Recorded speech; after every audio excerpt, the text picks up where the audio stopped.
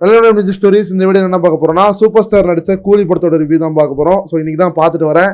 So இது வந்து ஒரு தேட்ரிக்கல் வைப்பில் பார்த்தீங்கன்னா ஒரு ஃபேன் ஃபீஸ்ட்டு நல்லாவே என்ஜாய் பண்ண உண்மையை சொல்ல போனால். ஏன்னா செலிப்ரேஷன் போட்டு மோளம் அடித்து பாட்டு பாடி டான்ஸ் ஆடி எல்லாரும் அதுக்கப்புறமா தேட்டருக்குள்ளே விட்டு தேட்டருக்குள்ளே போனால் மேஷப் வீடியோ போட்டு விட்டு அது ஒரு மாதிரி ஓப்பனிங்கே ஒரு மாதிரி நல்லா இருந்துச்சு. படம் போகிறதுக்கு முன்னாடி ஒரு இது இருக்கும்ல, அதுவே ஒரு மாதிரி நல்லா ஆரம்பிச்சு விட்டாங்களா. அதுக்கப்புறம் படம் ஆரம்பிச்சுது. படம் ஆரம்பித்தோடனே நம்ம ரஜினி சாரோட இன்ட்ரோ, ஸ்க்ரீன் ப்ரெசன்ஸு, சிக்கிட்டு பாட்டு, மோனிகா சாங்லாம் ஒரு மாதிரி நல்லாவே எனக்கு அப்படியே போயிடுச்சு. படம் வந்து ஸ்க்ரீன் பிளேவாக பெருசாக போர் அடிக்கல, ஓரளவுக்கு ரேசியாகவே கொண்டு போயிட்டாங்க. லைக் ஒரு கேரக்டர் செத்து அந்த கேரக்டருக்கான பழி வாங்குற கதையாக ஆரம்பித்து கூலிகளுக்கான கதையாக மாறுறதுல ஒரு சேஞ்ச் ஓவர் நடந்திருக்கும். அது நிறைய பேருக்கு ஒர்க் ஆகலன்னு சொல்லிட்டு நான் படித்தேன். பட் இருந்தாலும் எனக்கு வந்து பெருசாக போர் அடிக்கல. படம் வந்து ஆரம்பிச்சது அப்படியே ஒரு ஃப்ளோவில் போயிட்டு இருந்ததுனால நல்லா இருந்தது எனக்கு. ரஜினியோட ஸ்க்ரீன் ப்ரெசன்ஸ் பார்த்தாலே போருன்ற மாதிரி அவரோட கேரக்டர் வச்சே முக்கால்வாசி படத்தை நல்லா கேரி பண்ணியிருந்தாங்க. அது எனக்கு பிடிச்சிருந்துச்சு. அதுக்கப்புறம் ஷவுபின் ஷாகித் வந்து சூப்பராக நடிச்சிருந்தார். அவர் கேரக்டர் வந்து நல்லா பண்ணி கொடுத்திருந்தாரு. அவரோட ஒய்ஃப் கேரக்டர் ஒருத்தவங்க வருவாங்க, அவங்களோட ரோலும் சூப்பராக இருந்தது. ஃபர்ஸ்ட் ஹாஃப் பொறுத்தவரையும் நல்லா ஸ்பீடாக போயிடும் படத்தில். இன்டர்வல் சீனு, இந்த நடுவில் இருக்கிற மாஸ் மூமெண்ட்ஸ்லாம் வந்து அங்கங்கே சூப்பராக வந்து வச்சுருந்தாங்க படத்தில். உபேந்திராவோட கேமியும் நல்லா இருந்தது, அதையும் நம்ம பாராட்டி ஆகணும்.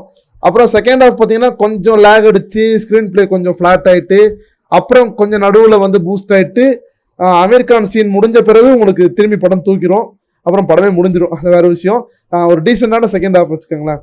அங்கங்கே லேக் இருந்தாலும் கொஞ்சம் பார்க்குற மாதிரியே ஒரு செகண்ட் ஹாஃப் அந்த ஃபீல் இருந்துச்சு. ஏன்னா எதுவுமே எக்ஸ்பெக்டேஷன் வச்சுக்கலாம். லாஸ்ட் டைமே லியோவுக்கு ரொம்ப வச்சு படம் ரொம்ப டிசப்பாயின்மெண்ட் பண்ணி விட்டுருச்சு. இப்போ எதுவுமே வச்சுக்காமல் போனதுனால படம் ஓரளவுக்கு எனக்கு ஒர்க் ஆயிடுச்சு.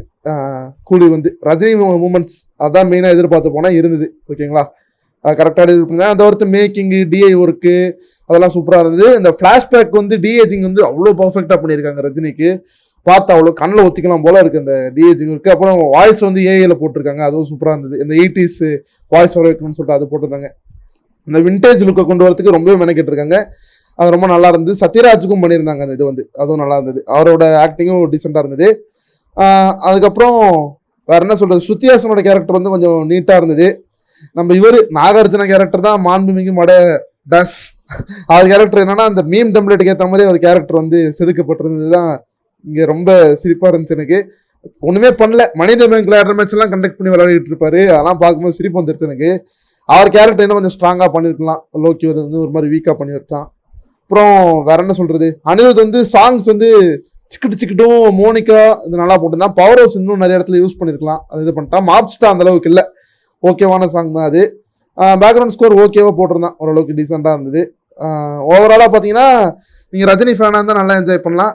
ஜென்ரல் ஆடியன்ஸாக இருந்தால் நீங்கள் பெருசாக கதை எதிர்பார்க்க மாட்டீங்க. எனக்கு ரஜினியை வந்து நல்லா காமிச்சா போகிறோம், ஸ்க்ரீன் பிளே வந்து முன்ன பின்ன இருந்தாலும் பிரச்சனை இல்லைன்ற மாதிரி இருந்தீங்கன்னா தாராளமாக உங்களுக்கு இந்த படம் செட் ஆக வாய்ப்பு இருக்குது.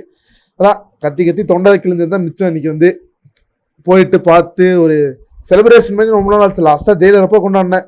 வேட்டைன்னு பார்த்தீங்கன்னா ஒரு கண்டென்ட் படம் இல்லைங்களா, அதில் வந்து பெருசாக செலிப்ரேட் பண்ணுறதுக்கு ஒன்றும் இல்லை.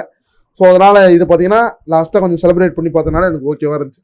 அவ்வளோதான் ஃப்ரெண்ட்ஸ், இந்த படம் பற்றி சொல்கிறதுக்கு அவ்வளோதான். நீங்கள் முடிஞ்சால் தேட்டருக்குலாம் போய் விசிட் பண்ணுங்கள்.